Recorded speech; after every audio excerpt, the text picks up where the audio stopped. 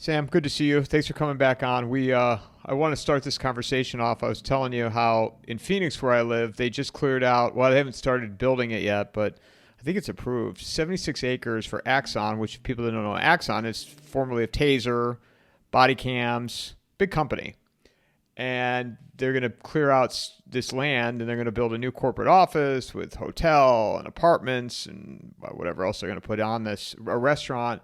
And my first thought is, is CIA attached to Axon because body cams and I'm a skeptic on everything. What are your thoughts of that? Well, I mean, CIA may be connected to in various ways all kinds of entities, right? What always strikes me is that everybody exaggerates the power of CIA, right? Anything that goes wrong, CIA did it. Don't get me wrong. I'm not absolving CIA.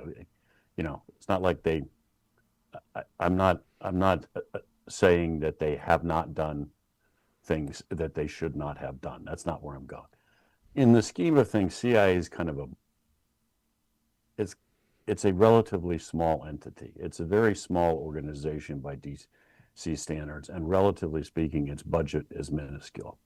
I mean, basically, the Department of Defense loses more money and people on any given day than CIA has total. But it's bigger than DoD, right? Because I mean, what is DoD? What is the Department of Defense? There's X number of guys and gals in uniform, and then X number of guys and gals who are formally part of the Department of Defense. But, to use the expression, the defense industrial complex is much, much larger than that, right? I mean, it's Raytheon, it's Lockheed, it's all these other corporations.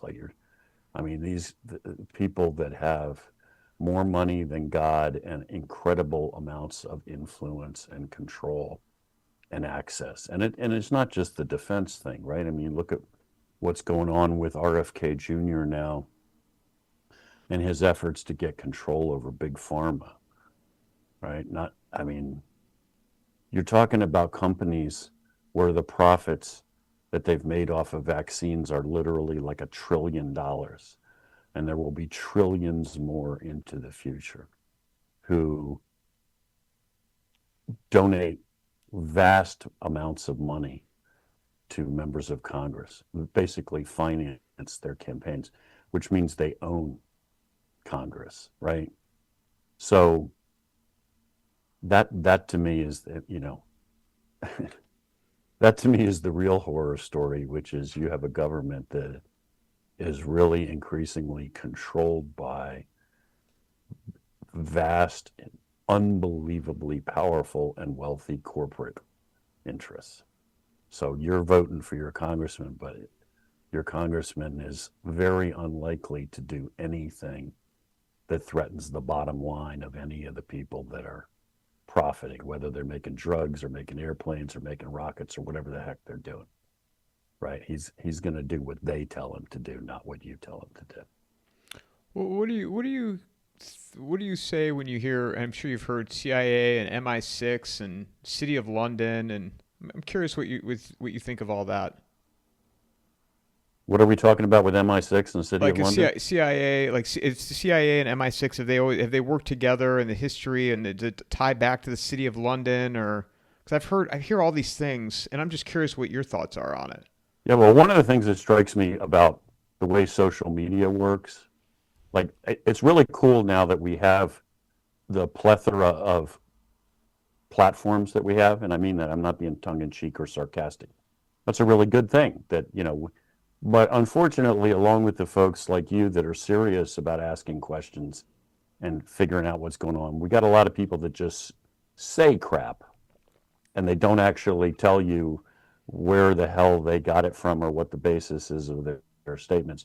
They just announce things on the internet as if they know something, usually tied to some unidentified anonymous source. And a lot of it is just nonsensical. I mean, which to me at a minimum is not helpful, right? Because there are enough things that are really wrong and that need fixed without people making stuff up. I mean, MI6, which by the way, just for the record, the Brits don't call it MI6. The official name is the Secret Intelligence Service, SIS. MI6 is a really old, outmoded. Everybody uses that term, but it technically hasn't been the name for that service for decades. Anyway, we and the Brits, CIA and the Brits, are lashed up at the hip, sure. NSA and GCHQ, which is the Brits version of NSA, absolutely. I mean, work hand in glove closer than any two intelligence organizations on Earth, which is a frigging mixed blessing, to be blunt. I mean, the cooperation is fine, but I always used to call the Brits the Artful Dodger, which is a reference to the pickpocket in Oliver, right? Because they're really, really, really good at smiling and acting like we're all on the same team and chatting you up and being very charming, and they got the wonderful accent and the tweed jacket and all that crap. And meanwhile, they are fleecing you. They are stealing everything they possibly can. And our interests don't always align, right? We're not always on the same sheet of music. So what they do with that information is then up to them once they've stolen it. And unfortunately, they continue to do it. I mean, the Brits are in CIA headquarters, as one example, every day. They actually have space inside, a designated space inside CIA headquarters. So you've got British spies in CIA headquarters every single day of the week. And lots of people who just look at them and think they're just like us, man. We're all on the same wavelength. Tell them everything. I don't know if that answered your question, but that's. No, I'm just, to your point, you read a lot of stuff and trying to learn. And you and I've had many, many conversations, and I've never asked you. So I'm just curious what your thoughts are on that. And, the whole, MI6, CIA, City of London, and, just, yeah, that's all. Well, look, the old DO adage, DO being Director of Operations, so the actual ops piece of CIA. The old adage was there's no such thing as a friendly liaison service. They mean liaison service being another intelligence service with whom we exchange information. And what all that means is they take care of themselves, which is a matter of common sense, right? I mean, the British intelligence service doesn't work for the American government. It works for the citizen. It works for the United Kingdom, and it does it does what it's told to do, and by people who are doing what they think is in the best interests of the United Kingdom. That would go for the Israelis. That would go for every intel service on the planet. So when our interests coincide and it makes sense to cooperate with them, that's cool. But don't ever sit in a room with them and talk to them and think we're all like act as if they're answerable to the same government. They're not. They're there to do what's best for them. They're what they perceive to be best for them. If that means telling you the truth, they'll tell you the truth. If that means lying to your face, they'll lie to your face. If that means just not telling you things that they know, they'll do that, whatever the hell it is. By the way, we do the same thing to other people, or at least we used to. We don't hand information to other countries that we don't think is going to be to our benefit. That's, again, it's common sense. Who's the most powerful intelligence agency in your view? Well, once upon a time, it would have been the Central Intelligence Agency. Unfortunately, CIA is pretty close to combat ineffective these days. It really depends on the target and the area and what you're talking about. So people tend to talk about the Israelis and make them seem like they're 10 feet tall. The Israelis are very good, but they're focused on very specific targets in a very limited area. So if you want intelligence in the occupied territory, in the West Bank, probably there's nobody who's going to give you better intel than the Israelis. If you want intelligence on what's going on in the Chinese nuclear program, I suspect the Israeli access is minimal because they don't have the resources, and that's not the top of their list to collect on. So you could, if you wanted to ask who's collecting the best information inside Ukraine, I would imagine that's various Russian intelligence organizations.